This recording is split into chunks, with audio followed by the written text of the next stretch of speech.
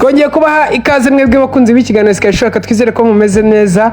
Wowe mukunzi w'ikiganiro Sky TV Show, aho tugiye kuba twagaruka muri updates zacu z'uyu munsi, aho tugiye kureba muri updates ziba ziri kugenda zitrending hirya no hino ku makuru agiye atandukanye, haba amakuru aba yaratrendinze muri weekend ndetse no muri iki cyumweru tugitangira. Yose tugiye kuba twareba se ubundi byifashe gute muri updates zirimo ziravugwa hirya no hino, aho tugiye kugaruka ku makuru agiye atandukanye muri showbiz nyarwanda ndetse na showbiz zo hirya no hino ku isi, ku makuru aba arimo aragenda avugwa hirya no hino. So rero ngiye tujye kubana muri kiganiro Sky mwenye nk'ibisanzwe, aho tugiye kugaruka kuri updates zacu z'uyu munsi ku itariki 27 z'ukwa gatanu umwaka wa 2025, aho tugiye kureba se biri kuvugwa nibihe. Ngiye ugiye kukugeza update ni Sky mwenyewe, ni ya Pablo Papito Pachino makana tegera kazi kwa pista. It's your back and sharp boy at beauty boy and boy in other shina the vade. It's your show boy at DJ Sky misimo.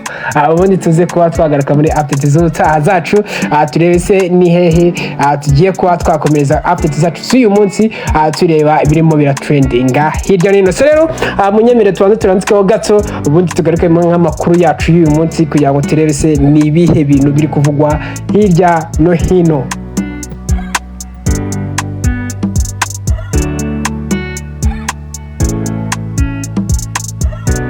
So rero munyemerere dutangire updates zacu z'uyu munsi, aho tugiye kuhera kuri updates ziri kuvugwa kuri Diamond n'umuhanzi Mbosso. So rero akaba hari amakuru yari amaze iminsi arimo aravugwa yuko umuhanzi Mbosso ndetse ashaka kuba yava muri Wasafi Record cyangwa se muri label ya Wasafi, aho hari hitezwe yuko ngo namara kuyisohokamo ari amafaranga asaga miliyari 2 z'amashiringi y'amatanzania agomba kuba yamuvamo nk'umuhanzi ugomba kuba ashaka kuva muri label ya Wasafi, nk'amafaranga yagombaga kuba yatanga nk'umuntu uvuye muri label ya Wasafi. So rero kuno munsi nibwo Diamond Platnumz yaje kuba yatangaza habanye n'ibyo abafana ba Wasafi cyangwa se baba bahanzi bari biteze kuba bakakira. So rero akaba ari inkuru nziza cyane ihari for right now, irimo iravugwa ku muhanzi Mbosso, nawe anavuga ngo yishimiye cyane kuba byuze bonye yuko harimo urukundo n'ubuvandimwe ndetse no gukorana neza cyane, aho nawe ahari yatangaje yuko yishimiye cyane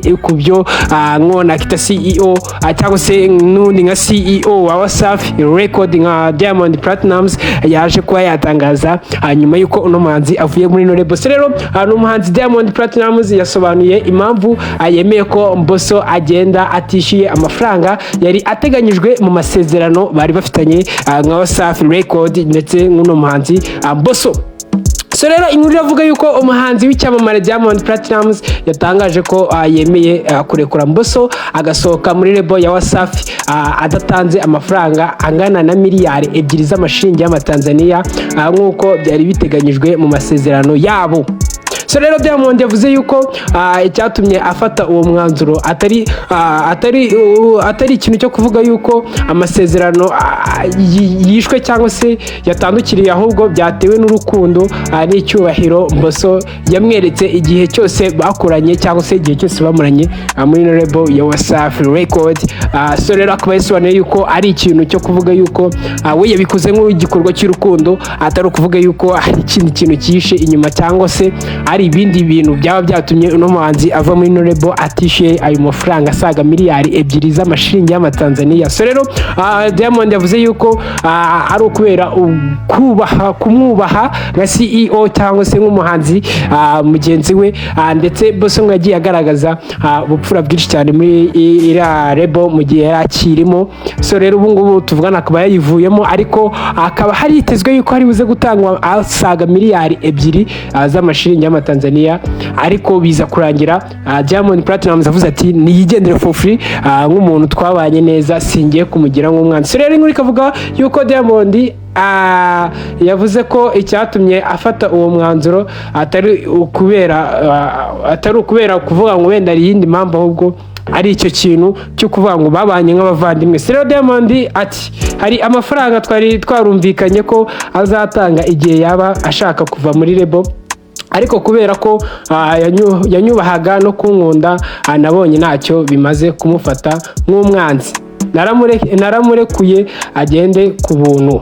ndetse ngo agende kubona agende nawe yishingire foundation yiwe muri no kariyeri y'umuziki, ndetse nawe atangire na life muri no industry y'umuziki y'Abatanzania, ndetse nawe agende ngo ashake icyo yikorera nk'umuhanzi babanye neza atamufatiriye nk'umuntu bagiye kuba batandukana. uwo akaba ari Diamond Platnumz wavuze yuko yarekuye umuhanzi Mbosso nk'umuhanzi babanaga muri label imwe ngo agende for free, mu gihe abafana bari biteze yuko byibuza cyangwa se n'abandi bantu bari biteze bavuga yuko uyu muhanzi agomba kuzatanga asaga miliyari 2 z'amashiringi y'Amatanzania. So rero another update ni update ziri kuvugwa kuri Keti Bashabe. So rero Slay Queen abo twakita nka Gra Up Slay Queen in the Rwanda, best Slay Queen hano mu gihugu cyacu cy'u Rwanda nka Keti Bashabe yagaragaje urukundo ngo rudasanzwe afitiye imbwa ye bamaranye imyaka 9. iyi nkuru ugiye gipiyora ubundi nicyo kikwereka yuko hari urugero umuntu ageramo ugasanga nyine wallahi amafaranga ndabizi wowe nkurikiye uri kuvuga ati se uwo murengwe ariko nyine ntabwo wamurenganya, ndetse buriya abantu twese dukunda bitandukanye cyangwa se dufata ibintu mu buryo bitandukanye. wowe ushobora kubona iyo mbwa ukabona ni imbwa nyine imbere yawe nta kintu ivuze, ariko hari abantu bazi guhereza agaciro ikintu wowe utabasha kuba waha agaciro. rero niyo mpamvu nino nkuru irimo avuga yuko Keti Bashabe yagaragaje urukundo rudasanzwe afitiye imbwa ye bamaranye imyaka 9 yifuriza isabukuru y'amateka. Rero yagize ati yambereye umugisha ukomeye, yuzuye urukundo, ukwizerana n'ibyishimo, yahinduye ubuzima bwanjye mu buryo ntashobora gusobanura. akaba ari Keti Bashabe yasobanuraga ngo uburyo afata imbwa yiwe cyangwa se icyo imbwa yiwe imusobanuye ku buzima bwiwe. ayo akaba ari imbwa ya Keti Bashabe ngo yagize isabukuru nziza cyane kuri uno munsi ku itariki 27 z'ukwa gatanu mwaka wa 2025. Bashabe rero yakomeje agira ati yavuze ko atari imbwa gusa ahubwo ari umwe mu muryango we, anatangaza ko ateganya kubikorera ibirori by'isabukuru cyangwa se ibyo benshi cyane muzi nko gufeta birthday. akaba yavuze ati yewe ahubwo nyifata nka famille, nyifata nk'umuryango, nyifata nk'inshuti, nyifata nk'ikintu gikomeye. ndetse aranatangaza aravuga ati yewe niteguye kuba nayikorera n'ibirori byo kwizihiza isabukuru yayo. yagize ati sinzi umubare w'amasabukuru dusigaje turi kumwe, ariko buri kimwe nzajya nyitaho cyangwa se nzaza nyitaho nk'imbwa ahanga agaciro. ndetse yakomeje agira ati yahinduye isi ye nanone nawe ayiha umwanya wihariye. akaba ari Keti Bashabe turimo turavuga yuko ku byatangaje ku isabukuru y'imbwa ye cyangwa se uburyo afata imbwa yiwe. hari inkuru yari imaze iminsi iri gutrendinga ya Emmanuel Macron, irimo iravuga yuko ngo Emmanuel Macron umugore we yaba yaramukubise urushyi igihe bari biteguye kuruka indege aho yari perezida muri Vietnam. ariko abanyamakuru bakaza guca urwaho ayo mashusho bakayafata umugore we ari kumukora mu maso, ariko biza kuba byawibise bivuga yuko ngo yaba ari umugore we waba umukubise urushyi. ariko kuno munsi ari another update yasohotse, na amakuru arimo aravuga yuko perezida w'Ubufaransa Emmanuel Macron yanenze ibihuha byakwirakwiye ku mbuga nkoranyambaga nyuma y'amashusho yasakaye agaragaza umugore we wo bita Brigitte Macron asa n'umuhirika mu maso ubwo bari basohotse mu ndege muri Vietnam. Macron yavuze ku buryo bweruye kuri ayo mashusho, avuga ko abantu bayasobanuye uko atari birenze urugero. ati hari amashusho agaragaza ndimo gukina no gutebya n'umugore wanjye, ariko birangira bihinduwe ikibazo cy'isi yose, bamwe bakavuga n'amateka bashyira inyuma yayo.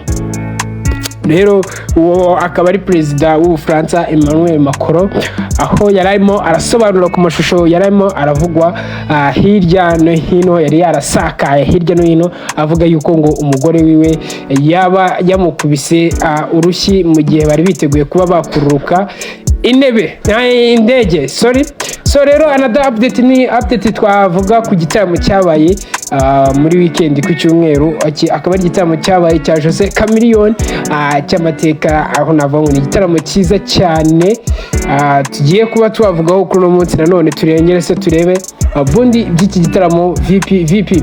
So rero ni inkuru yose tuvuga yuko umuhanzi Jose Chameleone wari ukumbuwe yakiranywe urukundo n'abakunzi be, aho akigera ku rubyiniro yabaririmbiye zimwe mu ndirimbo zagacishijeho zirimo Mamma Mia, Shida za Dunia ndetse n'izo bita Bajisha n'izindi. Akomeza yifashishije indirimbo ze zakunzwe cyane nka Tubonge, Varu, Agatako, Bombocat. Umuhanzi Dr Jose Chameleone yakoreye igitaramo cy'amateka muri Kigali Universe, yahuriyemo n'abarimo Rafiki Coga Style ndetse n'umuvandimwe we Wizo Manizo.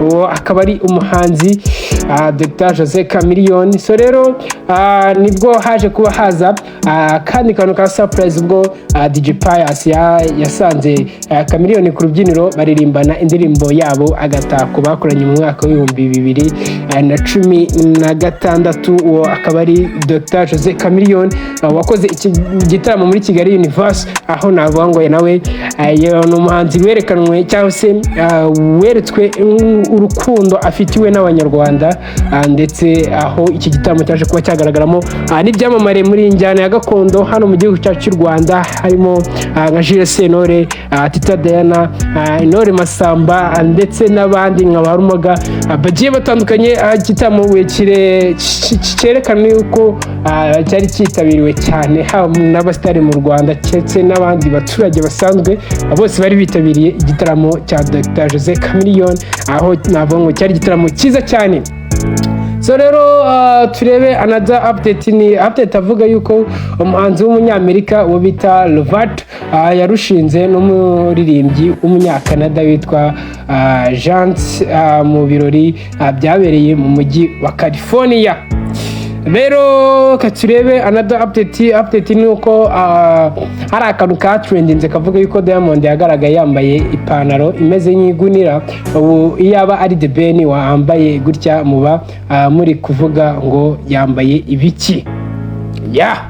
Komantere zo nizabura, ariko cyane yuko n'ubundi nago twebwe nk'abanyarwanda tugomba kureba sengo kana kambaye gute cyangwa se yifashe gute, ahubwo twebwe tugomba kwifata nk'utwacu nk'abanyarwanda, tukambara nk'abanyarwanda, apana kuvuga ngo twambaye nka kana. So rero byanga byakunda n'ubundi iyo debate yo ibyo ngomba kuzayoza komantere z'abantu zikava zasohoka, kubera ko nago uko Diamond yakambara nka Diamond nyine agomba kwambara nka Diamond. Ubwo kurita muri Tanzania bafite ukuntu bo babyakira, ariko nka The Ben yabyambaye nk'umunyarwanda ho feedback turabizi neza ko ziba zigomba kuba zaboneka. So rero kambashimire mwege twabanye mu kiganiro cyacu cy'uyu munsi kuri Sky TV Show.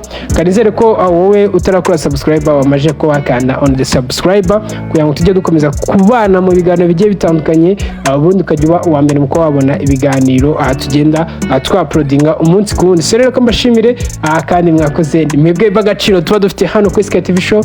Kanizere ko umunsi wawe ukomeza kugenda neza cyane. Turuze korana mu zindi updates z'ubutaha. Ciao ciao.